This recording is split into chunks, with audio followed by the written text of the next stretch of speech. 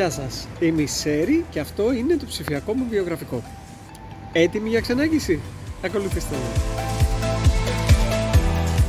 Από μικρό παιδί είχα έφεση στις θετικές επιστήμες. Κατάφερα να εισαχθώ στο Πανεπιστήμιο της Πάτρας, στο μαθηματικό, 7η κατά σειρά.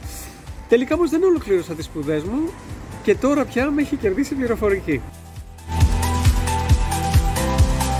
Από τον Ιανουάριο του 2023 ανακάλυψα πως συγκαταλέγομαι στα λεγόμενα χαρισματικά παιδιά.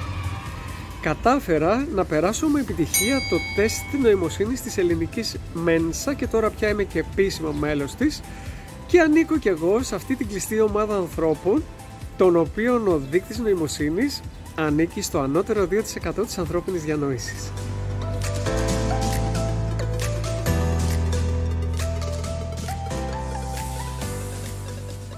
Τι είναι για μένα προγραμματισμός? Έρωτας.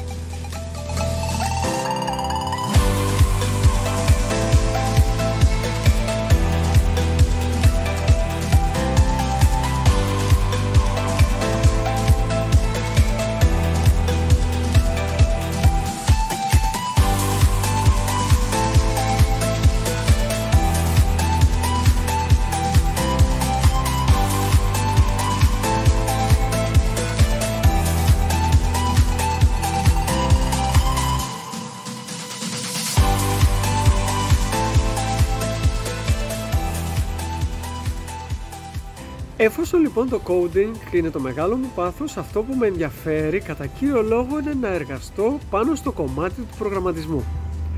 Αν λοιπόν σκέφτεστε να προσλάβετε μια καλή προγραμματίστρια, εγώ είμαι ο άνθρωπός σας.